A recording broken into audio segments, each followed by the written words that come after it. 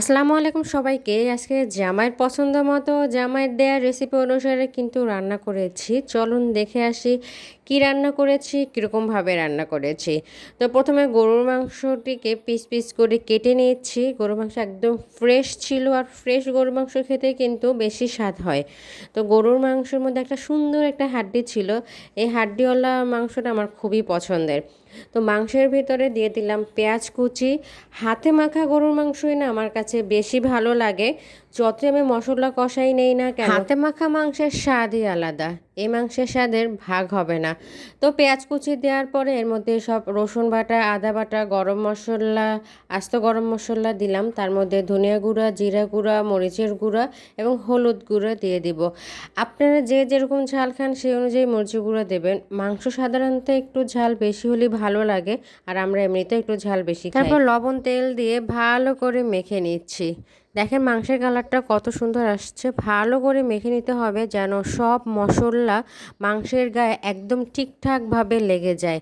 যত বেশি মাখবেন তত বেশি মাংসর গায়ে লেগে যাবে। তারপর সামান্য একটু পানি দিলাম হাত ধুয়ে। ওই যে আমি কোনো কিছু অপচয় করতে চাই না, সব কিছুই যেন ব্যবহার হয় সেই চিন্তাই মাথায় রাখি। তো হাত ধুয়ে একটু সামান্য পানি দিয়ে মাংস ঢেকে দিয়ে চুলায় বসিয়ে দেব। এই যে সামান্য পানি দিয়েছি, আর এই পানিতেই কিন্তু কিছুক্ষণ কষিয়ে নেব মাংসটাকে। আর মাংস থেকেও অনেকখানি পানি বের হয়। এই যে ঢাকনাটা খুলে আমি একটু নেড়ে চেড়ে দিচ্ছি যাতে পুড়ে না যায়। মাংসর কষানোতে কিন্তু মাংসের স্বাদ চলে আসে। আর আমি অনেক সময় তাড়াহুড়ো করার জন্য প্রেশার কুকারেও দিয়ে দিই মাংস। আর প্রেশার কুকারে দিলেও মাংসের স্বাদ কিন্তু একদমই নষ্ট হয় না। তারপর কিছুক্ষণ নাড়াচাড়া করে আবার ঢাকনা দিয়ে ঢেকে দিয়েছি। দেখেন মাংসের কালারটা জাস্ট ওয়াও হয়েছে। আর এই কষানোর সময় মাংসের কালারটা দেখতে যা ভালো লাগে না, মনে হয় যে এখনই এক পিস খেয়ে নেই। কিন্তু সিদ্ধ তো হয় না, খাওয়া তো যাবে না। পানি শুকিয়ে আসলে কিছু পানি দিয়ে আবারও কিছুক্ষণ কষিয়ে নেব। যে কোনো তরকারি যদি অনেকক্ষণ বেশি কষানো হয় তাতে আমার কাছে মনে হয় বেশি স্বাদ চলে আসে। তো পানি দিয়ে কিছুক্ষণ নাড়াচাড়া করে আবারও ঢাকনা দিয়ে ঢেকে দেবো কিছুক্ষণ কষানোর জন্য। কিছুক্ষণ পর ঢাকনাটা খুলে আবারও নাড়াচাড়া করব। দেখেন মাংসতে কালারটা কিন্তু ভালো আসছে না। এই যে যত বেশি কষানো হবে তত বেশি কিন্তু মজা।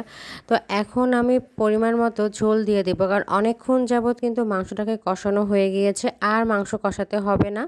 তো এখন পরিমাণ মতো ঝোল দিয়ে এখন ঢাকনা দিয়ে ঢেকে দিয়ে রেখে দেবো সিদ্ধ না হওয়া পর্যন্ত। এর মধ্যে মাঝে মাঝে কিন্তু ঢাকনা খুলে চেক করতে হবে যাতে মশলার গায়ে লেগে না যায় বা মাংস পুড়ে না যায়, মাংস সিদ্ধ হয়ে গেছে কিনা সেটা চেক করার জন্য।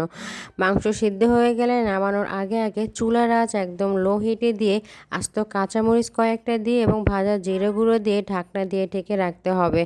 তারপরে আপনি যেরকম ঝোল খাবেন সেরকম নামিয়ে ফেলবেন। আর মাংসতে যেহেতু আলু দেয়নি তাই মাখা মাখাই ভালো লাগে।